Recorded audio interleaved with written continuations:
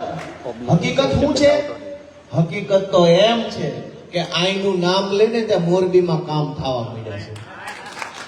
વિસાવદર વાળે કહે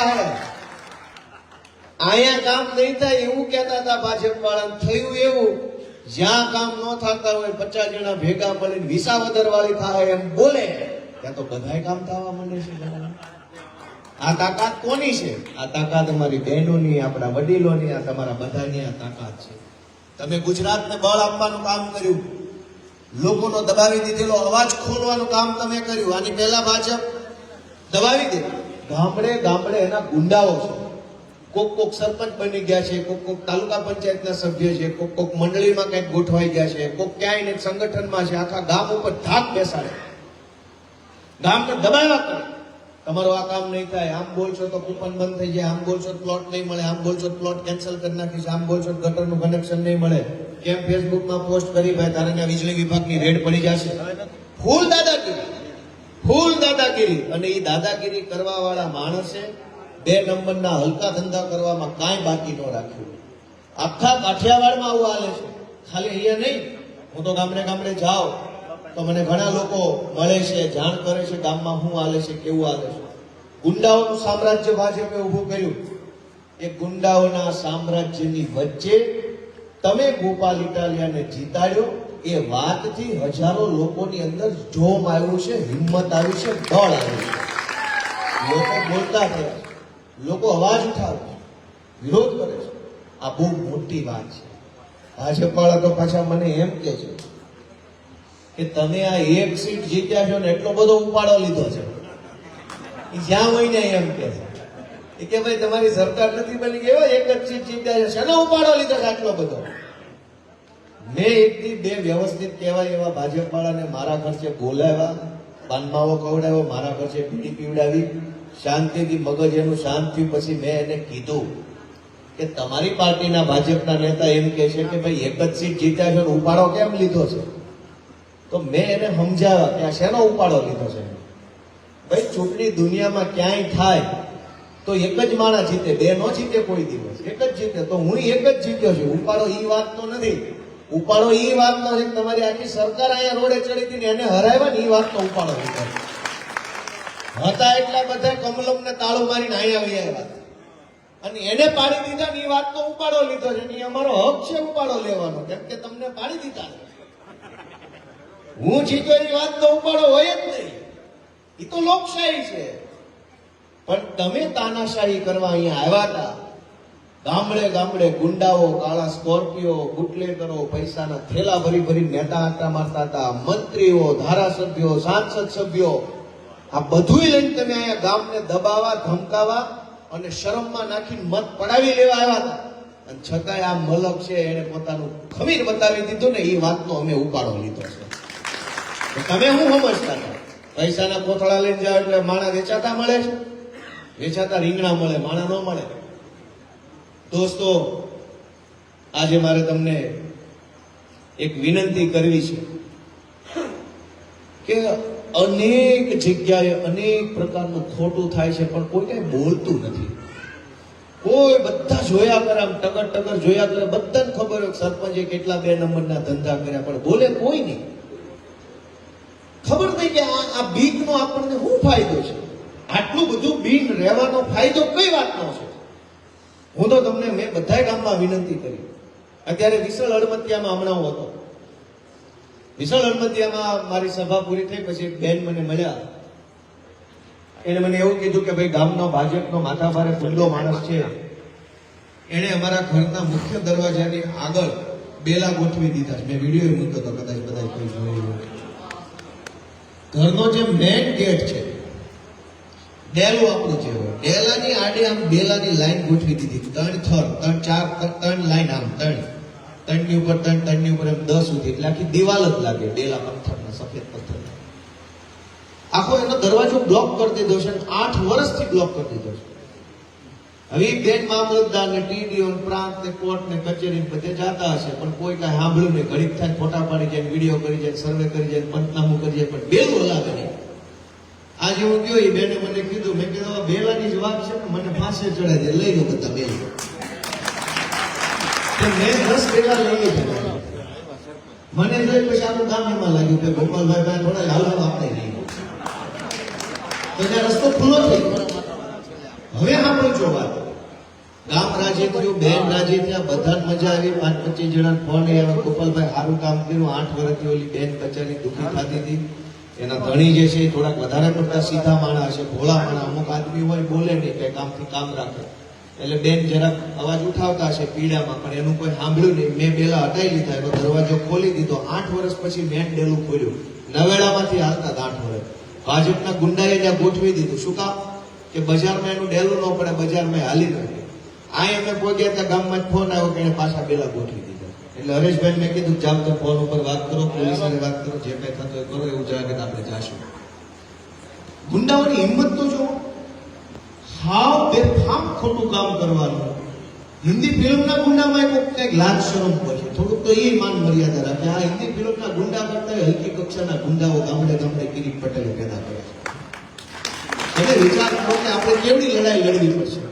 મુકેશભાઈ એમ કીધું કે આપણા જે કાંઈ પ્રશ્ન હોય કે જો મને તો એમ લાગે મોટો પ્રશ્ન 2.5 વર્ષમાં પેલા ગુંડા નાબૂદ કરવાનો છે મારા માટે. મુકેશભાઈ કીધું કે રોડ નું કહેજો, પાણી નું કહેજો, પણ પહેલા આજ હક નહીં લેવા દે રોડ પાણી વાપરવા કેવી રીતે? મારી વાત સાચી છે ખોટી છે? આગળ વાળા માહે કોઈ કઈ કીધું ને સાચી છે ખોટી છે. ગામડે ગામડે ભાજપના ગુંડાઓ છે અને એટલા બધા હલકી માનસિકતાના માણસો છે. બસ ગામને રંજાડવું, ગામને દબાવવું, ગામને શોષણ કરવું, પૈસા ખાઈ જવા, કોક બોલે તો એને ધરવી દેવો, આ જ વાત 12 માસ આ વાત. દોસ્તો ક્યારે જાગશું આપણે? હું તમને એ વિનંતી કરવા માટે આવ્યો છું કે થોડું થોડું તમે બોલો. નકરું ધારાસભ્ય બોલશે વજન નહીં પડે, કેમ કે ઈ ન્યાય ઉપર એવું કે આ નકરું ધારાસભ્ય બોલે, ગામમાં કોઈ કઈ વાંધો નહીં. જો ગામમાં બોલ્યું કોઈ તો કે ના કોઈને બોલ્યું. હું તમને એવી વિનંતી કરવા આવ્યો છું કે તમે મને પસંદ કર્યો છે, તમે મને તક આપી છે, તમારા દીકરા તરીકે સ્થાન આપ્યું છે. હું તમને ટેકો કરીશ. થોડું થોડું તમે બોલો, થોડું થોડું હું બોલીશ, તો 2 વર્ષે કઈક પાટે ચડશે આપણું કામ. બધાય થોડી થોડી હિંમત કરે. સસ્તા અનાજની દુકાનમાં બેફામ ખોટું થાય, ગરીબ માણસને લાચાર બનાવી દેવામાં આવે. 4 કિલો ચોખા કે ઘઉં મળતા હોય એમાં હળેલા ઘઉં આપે, ઓછા ઘઉં આપે, સમયસર નો આપે, ઠેઠ મહિનો પૂરો થાય ત્યારે આપે. બોલો, સેજી બોલો, રજૂઆત કરો કે ભાઈ થોડુંક વહેલા આપો ને બાપા, તો તારું કૂપન બંધ કરાવી દો. કેમ એટલું બધું બોલે છે? આવું થાય છે બધા? ગરીબ માણસને દબાવી દેવો, ધમકાવો, ગમે એમ કરીને એને તોડી પાડવાની જ વાત છે. તલાટી કે હું તને નોટિસ મોકલી, તમારું અહીંયા આટલા ફૂટનું દબાણ છે, પેશકદમીની નોટિસ.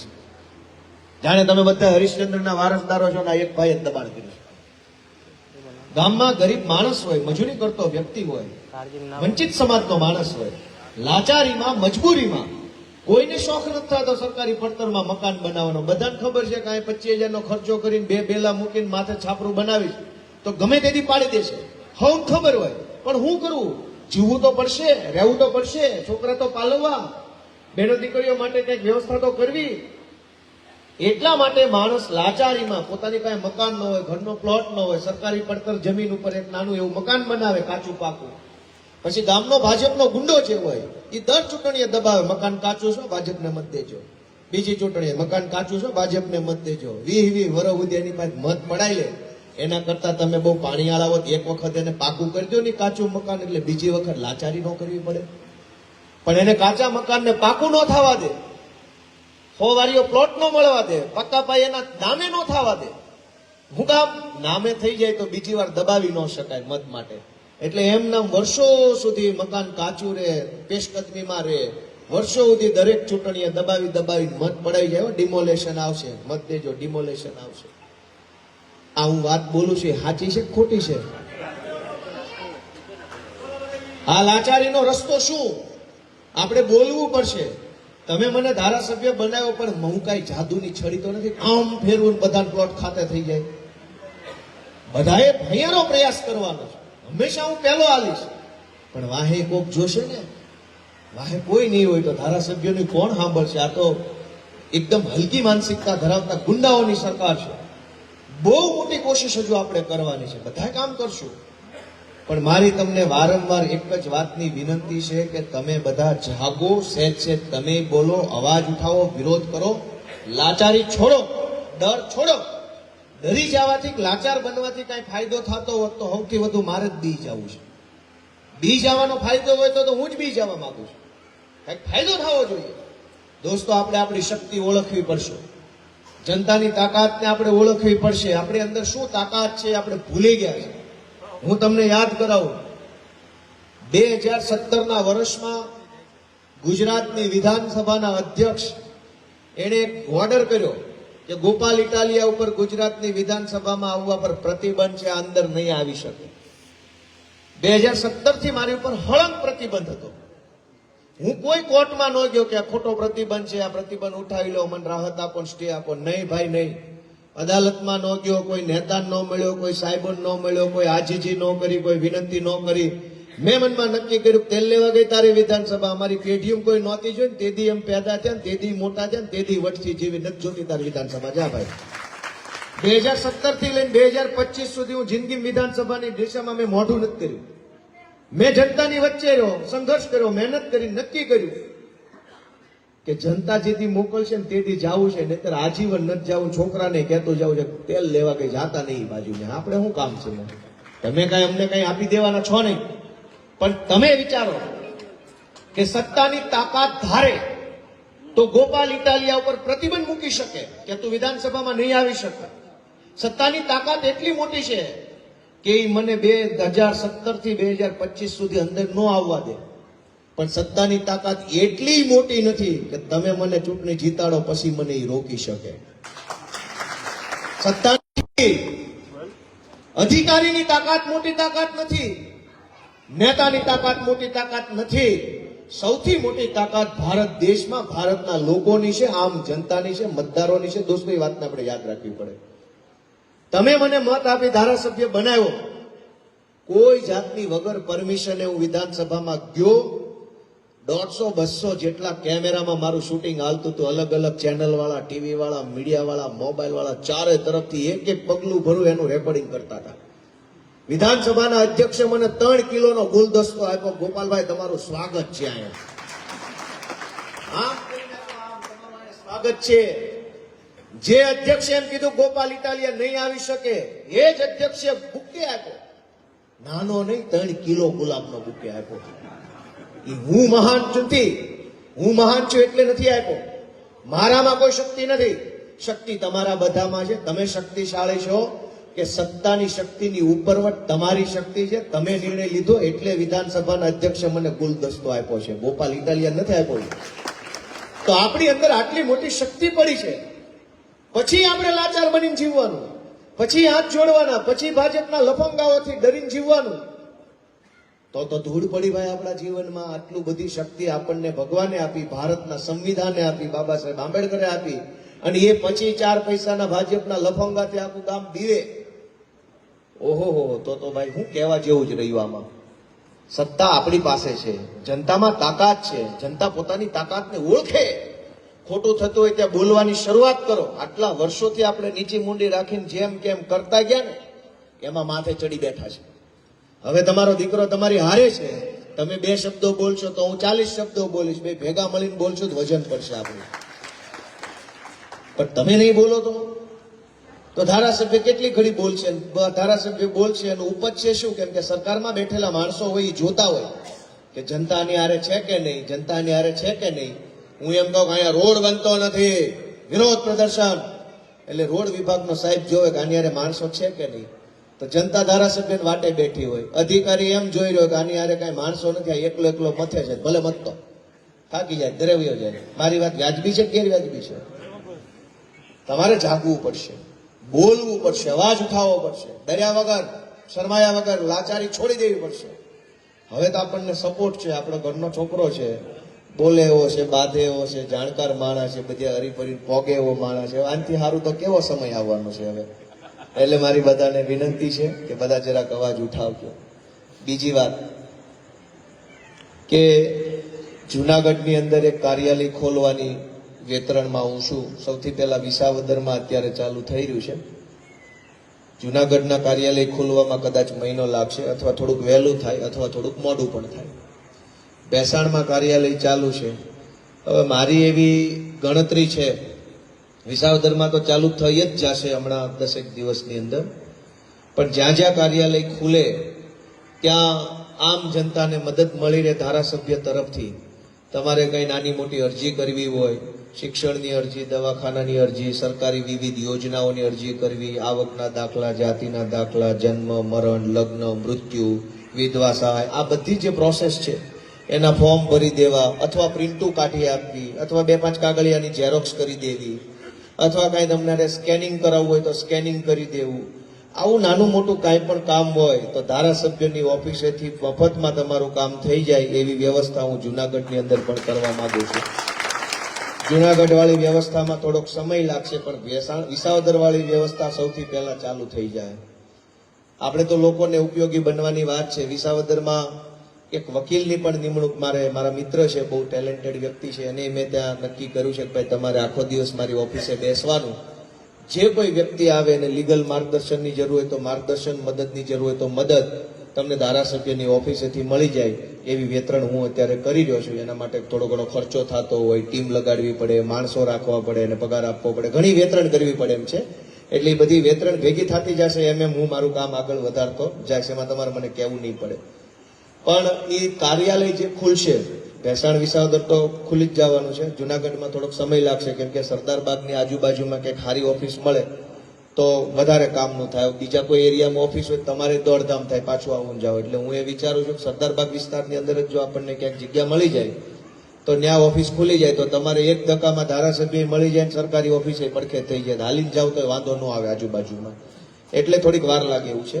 પણ એ ઓફિસ જ્યારે ખુલશે અથવા જ્યાં ખુલી છે ત્યાં એવું પાટિયું માર્યું છે કે આ ધારાસભ્યનું કાર્યાલય, મારો ફોટો ને એવું બધું હશે, પણ હકીકતમાં એ ઓફિસ ધારાસભ્યની નહીં હોય. હકીકતમાં એ ઓફિસ ચોકી ગામના ગામજનોની હશે એમ માનીને તમારે એને આવવાનું છે. તમારી ઓફિસ છે.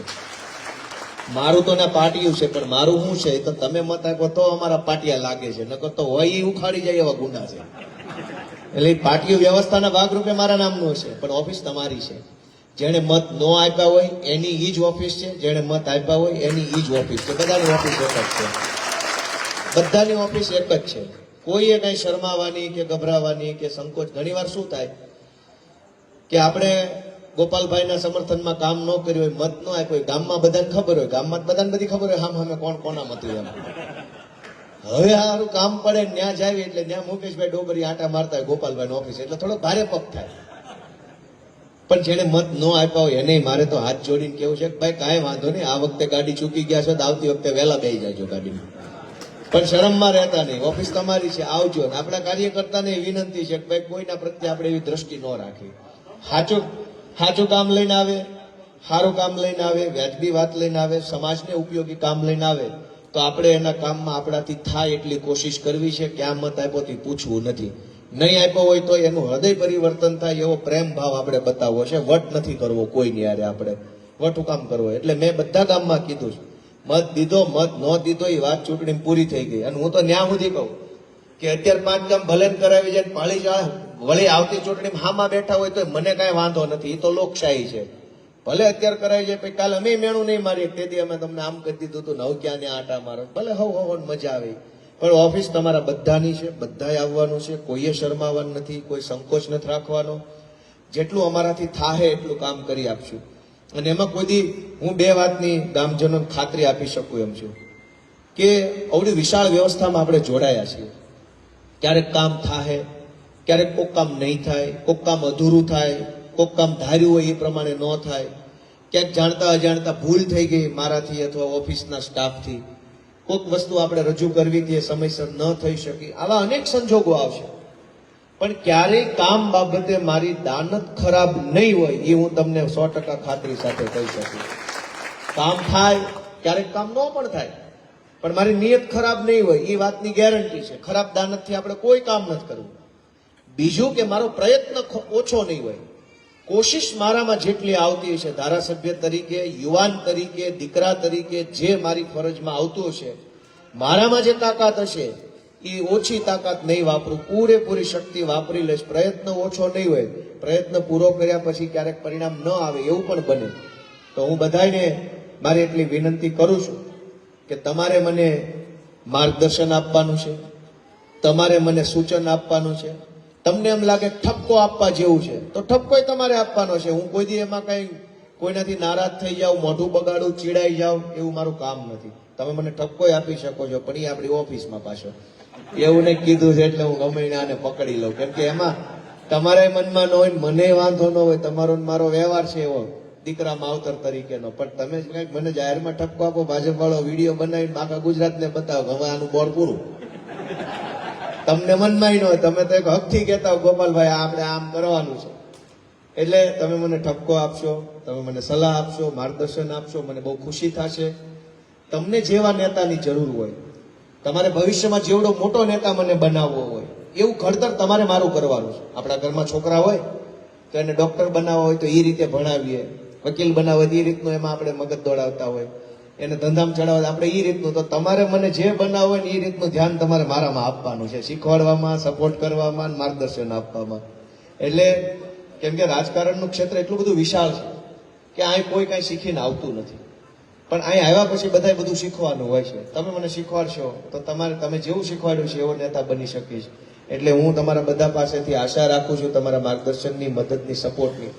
હમણાં છેલ્લા દિવસોમાં જિલ્લા સંકલન સમિતિની બેઠક થઈ, એમાં હું ગયો તો કલેક્ટરની અધ્યક્ષતામાં. એમાં મેં 35 જેટલા સવાલો રજૂ કર્યા. તમને બધાને માહિતી મળી કે ન મળી?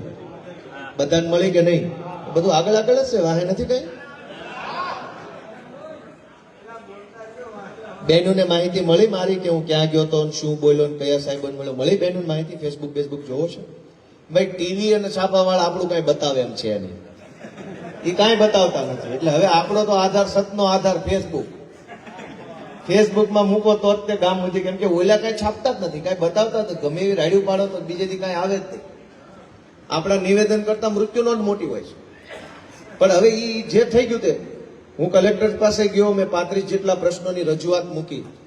પહેલી વખત કોઈ ધારાસભ્ય આટલા બધા જથ્થાબંધ પ્રશ્નો પૂછ્યા તો એ વાતનો ન્યા હોકો પડી ગયો મિટિંગમાં.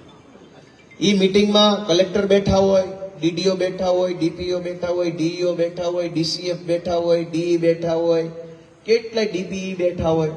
જિલ્લા કક્ષાના જથ્થાબંધ અધિકારીને ફરતા 40-50 બેઠા હોય, જે બહુ મોટા ક્લાસ 1, 2 હોય, આઈએસ, આઈપીએસ હોય. એ બધાના એ મિટિંગમાં બેઠા હોય, ધારાસભ્ય બેઠા હોય. અત્યાર સુધી કોઈ ધારાસભ્ય પ્રશ્ન પૂછી એકવા જોઈએ ને, આવડે હું? અવડા મોટા સાહેબ બેઠા હોય, ધારાસભ્યને કલેક્ટર પૂછે માનની ધારાસભ્ય પૂછો, ધારાસભ્ય હી આવડવું જોઈએ ને કઈક. કાકા એટલું જ ભણ્યા નથી, ઓલો તો કાકો થઈ ગયો છે. સાચી વાત કહું છું, દાંત કાઢો છો પણ વાત સાચી છે. મોટા સાહેબ બેઠા હોય ટેબલની ફરતે, બહુ મોટા, ખરેખર એવડે હોદ્દો મોટો હોય, એનો અનુભવ મોટો હોય, ભણતર મોટું હોય, આઈએસ આઈપીએસ હોય, ક્લાસ 2 હોય, ક્લાસ 1 હોય, ડીસીએફ ને ડીપીઓ હું માનો છો કેવડા મોટા સાહેબ હોય બધા. એ બધા બેઠા હોય, તરત કલેક્ટર કે સાહેબ પૂછો તમારો પ્રશ્ન. સાહેબ ને શું આવડે? સાહેબ કે અહીંયા તો કે પાર્ટીએ ટિકિટ આપીને ગામના ડખામાં મને મત આપ્યા, આને પાડી દેવો છે, એમાં હું જીત્યો. અમારે શું પૂછવાનું? મેં 35 પ્રશ્નો પૂછ્યા. આ 35 પ્રશ્નોમાં ખેતીવાડી કનેક્શનને લઈને પ્રશ્નો પૂછ્યા. ઘણી વખત સીમની અંદર મકાન બનાવ્યું હોય, ગામડામાં તો આપણે માણસ સીમમાં જલ્દી ઘર બનાવે, કેમ કે હારવું નહીં બધું વારી ઘડીએ, કેટલું હારવું પડતું હોય. એટલે એમ કે રહેવા જ સીમમાં આવ્યા જાય. ફળિયું મોટું મળે, માલ સામાન કે ટ્રેક્ટર બેક્ટર ઢોર ઢાકર બધું હચવાઈ જાય, નીણ હારવી નહીં, જે કાંઈ જણસ આવે એ કાંઈ હારવી નહીં, એટલે ત્યાં રહેવા આવ્યા જાય. હવે ત્યાં લાઇટ આપતા નથી. એ બાબત ઉપર મેં પ્રશ્ન રજૂ કર્યો હતો. આ સિવાય બીપીએલના કાર્ડ બાબતે પ્રશ્ન રજૂ કર્યો, 100 વારિયા પ્લોટ બાબતે પ્રશ્ન રજૂ કર્યો, મસવારી પહોંચ હોય અને જંગલમાં ઢોર ચારવાનો જવા દેતા હોય એનો પ્રશ્ન મેં રજૂ કર્યો. મહિલાઓની યોજનાને લઈને પ્રશ્ન રજૂ કર્યો. અલગ અલગ વિસ્તારના રોડ અને નાળાની બાબતમાં મેં પ્રશ્ન રજૂ કર્યો હતો. સરકારી બસને લઈને કેટલાક પ્રશ્ન રજૂ કર્યા છે. સરકારી કર્મચારીઓ નિવૃત્ત થાય એના પેન્શનને લઈને મેં પ્રશ્ન પૂછ્યો. આ સિવાય જમીન માપણી અંગેનો પ્રશ્ન પણ મેં એની અંદર પૂછ્યો હતો કે આ જમીન માપણી આવી, એની અરજી કેટલી આવી, કેટલી અરજીનો નિકાલ થયો, એમાં કેટલી પોઝિટિવ થઈ, કેટલી નેગેટિવ થઈ. ઇકોઝોનનો પ્રશ્ન મેં પૂછ્યો હતો. આ સિવાય આંબેડકર ભવન બનાવવા બાબતનો પ્રશ્ન પૂછ્યો હતો કે ભાઈ ગામમાં દલિત સમાજ માટે કોમ્યુનિટી હોલ બનાવવા માટે શું વ્યવસ્થા છે એનો પ્રશ્ન પૂછ્યો હતો. આમાં 35 જેટલા પ્રશ્નો મેં આ બધા અધિકારીની હાજરીમાં મેં પૂછ્યા. ધારાસભ્ય જે પ્રશ્ન પૂછે એનો ઓલાએ લેખિતમાં મૌખિકમાં 2 જવાબ આપવો પડે ને જવાબ ઉપરથી બીજો સવાલ, એના જવાબનો ત્રીજો સવાલ, ધારો એટલું તમે એની હારે ચર્ચા કરી શકો. એ કમિટી એવી હોય છે.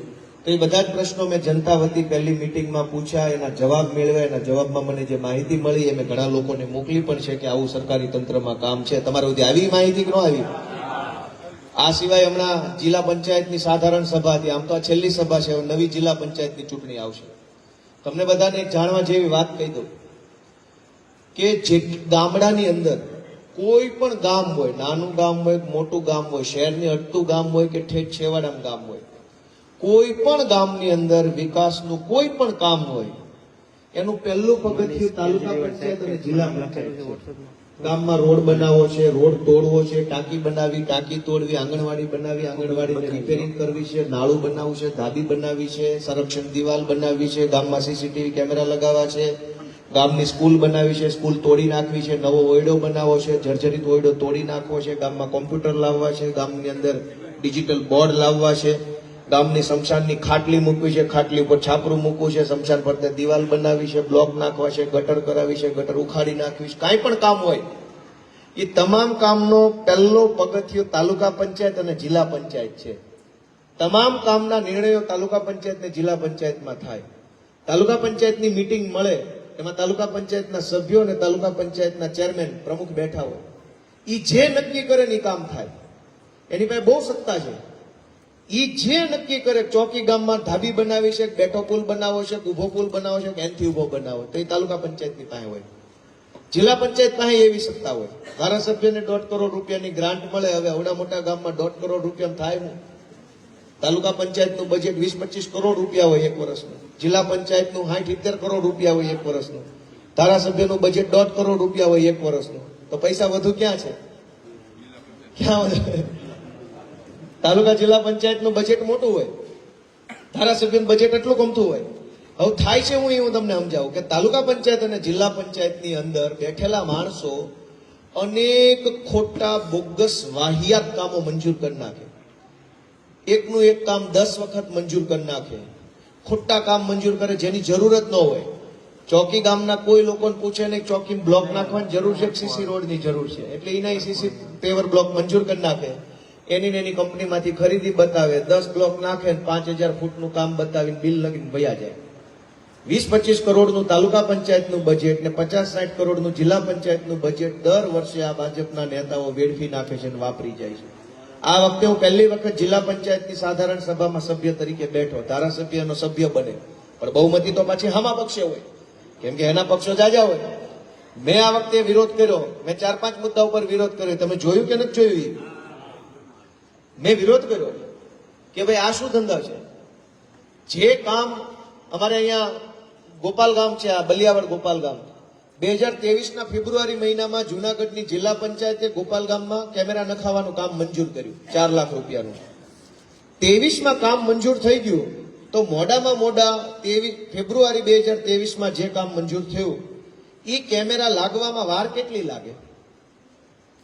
સરકારી પ્રોસેસ પૂરી કરો તો ઓક્ટોબર, નવેમ્બર કે ડિસેમ્બર 2023 સુધીમાં કેમેરા લાગી જવા જોઈએ. એના બદલે ખેલ શું કરે છે? પહેલા કેમેરા મંજૂર કરાવવાના, પહેલા સંરક્ષણ દિવાલ મંજૂર કરાવવાની, પહેલા ડિજિટલ ક્લાસરૂમ મંજૂર કરાવવાનો, પહેલા હારા કામ મંજૂર કરાવે. 8-9 મહિના સુધી એ કામ ચાલુ ન કરે, કામ થવા ન દે, કામનું ટેન્ડર ન આવે, કશું જ ન થાય, પડતર રહે. પછી એના ભાજપના સભ્યો એમ કે આ કામ વર્ષો પહેલા મંજૂર થયું હતું, પડતર છે, હજુ નથી થયું, તો એક કામ કરો, હવે આ 4 લાખ રૂપિયાની ગ્રાન્ટ બદલીને ચોકીમાં પેવર બ્લોકની ગ્રાન્ટ કરી આપો. એટલે કેમેરા મંજૂર કરાવવાના, 4 મહિના કામ નહીં થવા દેવાનું, 5મા મહિને નવો ઠરાવ આવે કે ઓલા કેમેરાની 4 લાખની ગ્રાન્ટ પડી છે, કેમેરા નખાણા નથી, એ 4 લાખમાંથી ચોકીમાં પેવર બ્લોક. પૂર સંરક્ષણનું 5 લાખનું કામ મંજૂર થયું હતું, 4 મહિના ત્યાં થયું નથી, એક કામ કરો, એ 5 લાખમાંથી પેવર બ્લોક કરી નાખો ઢોળવા ગામમાં. ડિજિટલ બોર્ડ મંજૂર થયું હતું 3 લાખનું 4 મહિના પહેલા, હજુ સુધી કામ થયું નથી, ગ્રાન્ટ પાછી વહી જાય, એક કામ કરો, ડિજિટલ બોર્ડમાંથી પેવર બ્લોક આણંદપુરમાં નાખી દો. આખો ખેલ છે. એનો મેં વિરોધ કર્યો કે દરેક વખતે ભાજપના સભ્યો શરૂઆતમાં સારું કામ મંજૂર કરાવે, મંજૂર થઈ જાય પછી થવા નહીં દેવાનું, પછી એ દરેક કામને કન્વર્ટ કરી નાખે પેવર બ્લોકમાં, સીસી રોડની અંદર. પછી એમાં કેમ કે પેવર બ્લોકમાં 60% વકરો છે, કેમેરા લગાવે તો 10% વકરો રહેતો હોય, પેવર બ્લોકમાં તો વકરો જ વકરો છે, કોઈ પૂછતું નથી ગામમાં, પૂછે તો તાર પાસે ધોકાવાળી કરેવા છે. આ ખેલ આવે છે. આ ખેલને મેં ડીડીઓ ને આ વખતે રજૂઆત કરી, પછી ડીડીઓ હારે મેં ઘણી બધી ચર્ચા કરી અને મને બધી કલમ સમજાવવાનું ચાલુ કર્યું, 204 આમને 241 આમને. એટલે હું તો એની પહેલા વાંચીને ગયો તો મને ખબર હતી કે આનું બાનું કરશે. મેં તો પછી ઇંગ્લિશમાં ભાષણ થાય બોલ્યા, અને ઇંગ્લિશ એટલા માટે બોલો બોલા ઘોઘા કઈ સમજે ને હું ની બે હું વાત કરવી છે. મગર મારા બેટા વચ્ચે ડબડબ કરતા હતા. એ બે ત્રણ લફંગા કિરીટના છે, વચ્ચે ડબડબ કરતા જિલ્લા પંચાયતની બેઠકમાં વચ્ચે ઘોકા કરે, કેમ કે બધાના મોઢા સામે માઇક હોય એટલે બટન દાબા એટલે કઈક બોલે એટલે હોહા થાય.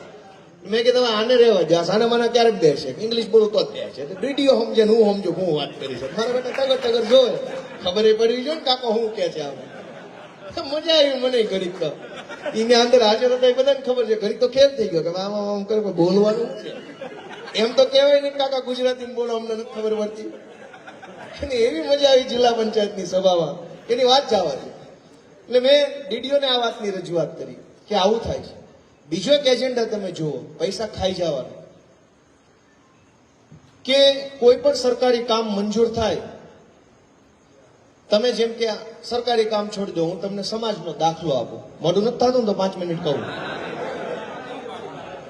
કોઈ પણ આપણે ધારો કે તમારે મકાન બનાવવું છે ગામમાં, તમારો માલિકીનો પ્લોટ છે, તમારે પોતાના પૈસે મકાન બનાવો એટલે તમે ઉધડું આપો કોકને, સેન્ટિંગનું કામ કરતા હોય, બાંધકામ કરતા હોય કે ન હોય, આ એવી જ પ્રથા છે. પછી તમે એને કહો કે ભાઈ આપણે આ દિવાલ, આ માળિયા, આ ધાબા, આ વેન્ટિલેશન આવું આવું આવું બનાવવાનું, કેટલા મહિના, 6 મહિનાનું ઉધડું કામ આપો, એવું જ હોય ને. પછી તમે કહો કે ભાઈ દિવાળીએ કામ આપ્યું છે એટલે ઉનાળા સુધીમાં પૂરું થઈ જવું જોઈએ, એવી ધારણા હોય. પછી એમાં 15 દિનની વધઘટમાં વાંધો ન હોય, ક્યારેક માલ મોડો આવ્યો, ક્યારેક મટીરિયલ મોડું આવ્યું, ક્યારેક માણા મોડા આવ્યા, એ બધું હાલે. પણ દિવાળીએ આપેલું કામ ઉનાળે પૂરું થઈ જાય એવું કીધું હોય, એ કામ એની પછીના ઉનાળે પૂરું થાય તો પોહાય ન પોહાય. આપણું પ્રાઇવેટ કામમાં પણ આપણે ટાઈમ લિમિટમાં કામ કરતા હોઈએ છીએ. ટાઈમ લિમિટ ફ્લેક્સિબલ હોય, થોડું ઘણું ઉપર હેઠે થાય તો એમાં વાંધો હોતો જ નથી કોઈ જાતનો. પણ 2-2, 5-5 વર્ષ મોડું થાય પોહાય કોને? આ લોકોએ શું ખેલ ચાલુ કર્યો છે કે કોઈ પણ સરકારી કામ હોય એ મંજૂર કરી નાખવાનું કે ભાઈ ચોકી ગામમાં ફલાણા બ્રિજને છે, મોવર બ્રિજનું કામ બનશે, 1 કરોડ રૂપિયા મંજૂર કર્યા જિલ્લા પંચાયત દ્વારા. પછી સરકારી કામમાં ટાઈમ લિમિટ નક્કી હોય કે જાન્યુઆરીમાં કામ ચાલુ થશે, જાન્યુઆરી 2025માં અને ડિસેમ્બર 2025માં પૂરું થઈ જાય. એની ફ્લેક્સિબિલિટી 1 મહિનો આપણે સમજીએ કે ધારો કે એને રેતી મોડી આવી, સિમેન્ટ મોડી આવી તો 1 મહિનો ડિસેમ્બરને બદલે જાન્યુઆરી 2026માં થાય, ફેબ્રુઆરી 26માં થાય, એ કોઈ વાંધો નથી. મહિનો 2 મહિના તો આપણે સમજીએ. આ લોકો શું ખેલ કરે, 1 કરોડનો રોડ મંજૂર થયો હોય, એની 1 વર્ષની કે 1.5 વર્ષની ટાઈમલાઈન નક્કી થઈ હોય, 1.5 વર્ષ પૂરું થાય એ પહેલા નવો ઠરાવ લઈ આવે સદનની અંદર જિલ્લા પંચાયતમાં કે ફલાણું કામ છે એ જાન્યુઆરીમાં પૂરું કરવાનું હતું પણ થઈ શકેલ નથી, તો નવી 1 વર્ષની મુદત આપવા માટે આ સામાન્ય સભા ઠરાવ કરે છે. બહુમતીથી ઠરાવ પાસ થઈ જાય. જે કામ 1.5 વર્ષમાં પૂરું કરવા માટે આપ્યું હોય એ કામ 1.5 વર્ષને બદલે એની સાધારણ સભામાં 2.5 વર્ષનો ઠરાવ કરી આપે. વર્ષ વધારે એટલે ઓલો કોન્ટ્રાક્ટર એમ કે ભાઈ મારે કામ લંબાઈ ગયું છે, ખર્ચો વધી ગયો છે, એક કામ કરો મને આમાં 50 લાખનો વધારો આપો, મારો ખર્ચો વધી ગયો. એટલે નવો ઠરાવ આવે કે 50 લાખ વધારાની રકમ ફાળવવા બાબતનો ઠરાવ બહુમતીથી પસાર. જે કામ 1 વર્ષમાં પૂરું કરવા આપ્યું છે તમે લીધું ત્યારે તમને લેનારને ને આપનારને બેયને ખબર હતી કે આ વર્ષમાં પૂરું થાય એવું કામ છે, તો જ આપનારે 1 વર્ષમાં આપ્યું, તો જ લેનાર 1 વર્ષમાં લીધું. વાહેથી એને પછી બીજું 1 વર્ષ ઉમેરે, બીજા 1 વર્ષનો ખર્ચો ઉમેરે, બધા રૂપિયા કમાય, તાગડ ધીરના કરે ને પછી એ પૈસે ગામની ઉપર દાદાગીરી કરે. તમે આખી જિંદગી ખેતરોમાં મજૂરી કરો, લોહી રેડો, પરસેવો રેડો, ફેક્ટરીમાં જાઓ, કંપની ચલાવતા હોય તો પાય બચાવવા માટે કરકસર કરો. એક એમ્પ્લોયને હાયર કરતા હોય તો પગારમાં કેટલી બધી ઉપર નીચે વિચાર કરીએ. 2000માં માણસ મળતો હોય તો 2500 વાળો નથી લાવવો. થાય છે કે નથી થતું? તમે પૈસા બચાવો, તમે કરકસર કરો, તમે ચીવટ રાખો, એક ચોપડો પાક્કો રાખો. જિલ્લા પંચાયતમાં બેઠેલા ભાજપના માણસો, તાલુકા પંચાયતમાં બેઠેલા માણસો કરોડો રૂપિયા એક ઠરાવ કરીને વેડફી નાખે છે અને કોઈ પૂછવા વાળું નથી, એને કોઈ જોવા વાળું નથી શું હાલે છે. આખા જુનાગઢ જિલ્લાની સરકારી હોસ્પિટલોમાં જિલ્લા પંચાયત દ્વારા પેલા બોગસ મશીનો એટીએમ મૂકવામાં આવ્યા છે. ખ્યાલ છે? વિડીયો જોયો તો 5 લાખ રૂપિયા એનું બિલ મૂક્યું છે. એક મશીનની ખરીદી 5 લાખની બતાવી છે. એ મશીન માર્કેટમાં 60,000 નું મળે છે. અને 60,000 માં લ્યો તો એ કામનું કાંઈ નથી. એ મશીન શેનું છે? SpO2 માપવાનું. તમને ખબર હોય કોરોના વખતે ઓલા ચીપ્યા જેવા મશીન આવ્યા હતા, માંગલી મામા કરો એટલે કઈક બતાવતા. સાચું ખોટું રામ જાણે, પણ મજા આવ્યા કરતી હતી. એટલે મારું બધું બરાબર છે અને ઈ બધાનું બરાબર જ બતાવતા. એ મશીન કોઈ ના લો પાડતા. એ આપણી શરમ રાખતા કે આને ક્યાં ખોટા ધબકારા વધારવા. એ મશીન હું માપતા? SpO2, આપણા લોહીમાં ઓક્સિજન કેટલું છે, આપણા ધબકારા કેટલા છે એ માપતા, હાર્ટબીટ. અને આપણા શરીરમાં ટેમ્પરેચર છે કે નહીં ટેમ્પરેચર માપતા, તાવ કે આપણા શરીરની ગરમી કેટલી છે. અવડું અમથું ચીપ્યા જેવું મશીન જે વાત માપી દેતું, ઈ જ ટેમ્પરેચર માપવા, ઈ જ હાર્ટબીટ માપવા, ઈ જ SpO2 માપવા માટે 5 લાખનું ઊભું મોટું 6 ફૂટનું મશીન મૂક્યું. એમાં તમે આમ આંગળી નાખો એટલે તમારું SpO2 માપી દે. કોઈ કાંઈ માપ્યું નથી. હું વિસાવદરના દવાખાનામાં ગયો તો, મેં ડોક્ટરને પૂછ્યું સાહેબ આ કે આ આપ્યું છે પણ કાંઈ કામનું નથી. એટલે મેં જોયું પીન જ નથી ભરાવેલી. આવ્યું ત્યારનું ઈ મશીન આવ્યું ત્યારનું એની પિન નથી ભરાવી. અને એવું વિસાવદરમાં નહીં, જુનાગઢ જિલ્લાના તમામ PHC CHC દવાખાનાની અંદર આ મશીન સામે હાલીને પરાણે ધાબળવામાં આવ્યા. 5-5 લાખ રૂપિયાના બિલ બની ગયા, પૈસા ઉપડી ગયા. કિરીટ પટેલ એના પાગ્યા હોય પૈસા વાપર્યા, મોજે દરિયા મોજા કર્યા. પબ્લિક તો ટલે ચડી ગયેલી છે. તમે મારી જેવા માણસને ચૂંટણી જીતાડ્યો તો મેં જાણ્યું, તો અમે તમને કીધું, પણ હવે રોકવા માટે સરકારમાં આવવું પડે. આમાં તો ખાલી ઉઘાડા પાડી એકાય એમ છે. બંધ કેમ કરાવા? એક ઠરાવ કરે, કરોડો રૂપિયાની ખરીદી કરી નાખે. આંગણવાડીના નામે, હાઇજીન કીટના નામે, રમકડાના નામે કરોડો રૂપિયાના બિલ મુકાઈ જાય. છોકરાના હાથમાં એક ભમરડો આવતો નથી. અને જિલ્લા પંચાયતમાં જોવો તો 3 કરોડના રમકડા ખરીદ્યાના બિલ મૂક્યા હોય. કોઈના હાથમાં એક ચકડી આવતી નથી, નાના છોકરાની ફેરવા કરે. કરોડો રૂપિયા ખવાઈ જાય છે. તમે મને જવાબદારી સોંપી છે, હું એ કામ કરું છું, તમારા સુધી માહિતી પહોંચાડતો રહીશ. મારી એટલી જ વિનંતી છે કે મારાથી ક્યાંય જાણતા કે અજાણતા ભૂલચૂક થાય તો મારું ધ્યાન દોરજો, ઠપકો આપજો, પણ નારાજ ન થતા બાપા. અમારો માણ મારો આવ્યો છે એટલે તમે થોડુંક અમારું હાલવા દેજો. પાછા વિનંતીના સ્વરમાં છે કે અમારો માન 10 વર્ષે કોળિયું બંધાણું છે. 10 વર્ષ અમે સંઘર્ષ કર્યો, રાજકારણમાં આવ્યો, એટલી બધી વખત ભાજપે મને જેલમાં પૂર્યો, એટલી બધી મારી ઉપર FIRઓ થઈ, એટલા બધા મેણા ટોણા સાંભળ્યા, એટલી બધી ગાળ્યું દીધી અમને, અમારું અપમાન થયું. ગામમાં જાવી તો અમારી સભામાં કોઈ આવવા તૈયાર નહીં, અમારી ખુરશીમાં કોઈ બેહે નહીં, અમારું કાગળિયું કોઈ પકડે નહીં, ઘરે ઘરે જઈને દેવા જાવી તો ડેલું ખોલે નહીં. એટલી હદે અમે સંઘર્ષ કર્યો જીવનમાં. અમે કોઈ શોર્ટકટ નથી અપનાવ્યો.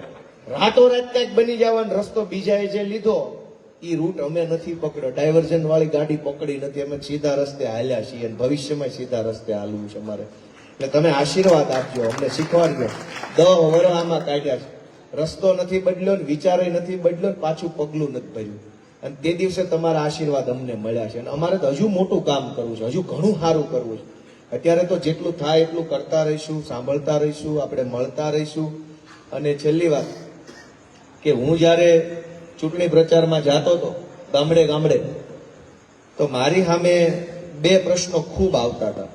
ગમે એ ગામમાં જાઓ એટલે 2 પ્રશ્નો કોક ને કોક મને કહેતું. પહેલો પ્રશ્ન ગામમાં જાઓ એટલે કોક પૂછે, બહેનું પૂછે, ભાઈ પૂછે, કોઈ નો પૂછે, તમારા કાર્યકર્તા પૂછે, ક્યારેક કોઈ બાબા બેઠા હોય મોટી ઉંમરના હળુક રેડી પૂછી લે કે જુવાન એમ કઈ કહી દે. એટલે પહેલો પ્રશ્ન એવો આવતો કે ભાઈ તારું પાછું ઓલા જેવું નથી ને, એમ ગમે ભૂપત જેવું એમ. એટલે એટલું બધું આપણને આમ આઘાત લાગે કે ક્યાં યાર આપણે કેટલો સંઘર્ષ કરીએ છીએ, કેટલું સારું કામ કરીએ છીએ, પણ ઓલા લોકોએ જનતાને એટલી હદે બીવડાઈ દીધા છે કે હવે અમારામાં વિચારે છે. તમે સાચા હો છતાંય માણસ સામેથી વાળો માણસ તમારાથી બીવે તો આઘાત લાગે. દરેક લોકો ગામમાં એ પ્રશ્ન પૂછતા ભાઈ તારું શું છે, પાછું ઓલા જેવું છે ને કે અમારી પાછા નાન્યા રેવી છે ગમે એટલી ચૂંટણીઓ જાય. દરેક ગામમાં પ્રશ્ન પૂછતા મને, તો હું કહેતો કે ના બાપા એવું નથી, હું એની જેવો નથી, કઈ બધા એવા થોડા હોય. તો પાછો વળતો જવાબ આપે કે ઈ એમ જ કહેતો. એટલે હું એમ કહું કાકા એવું ન હોય, ભલે તમે મારી ઉપર વિશ્વાસ કરો, હું ક્યાંય નથી જવાનો, હું આમ જ છું તેમ જ છું. તમે પૂછી લો ફલાણા ભાઈ અમારા કાર્યકર્તા, એ કે એમ કહેતા ઘણા વી ગયા. તો મારું બોલવા જેવું જ ક્યાંય આમાં, કેમ કે હું જે જવાબ આપું એનો વળતો જવાબ એવો આવે બોલ્યો એમ જ હતો. અમારે તો એવા ભારે પગ થાય ભાઈ, હું કેવું સાચા હતા પણ બોલીને કઈ સાચું આપણે સત્ય સાબિત નહોતું કરી શકાતું.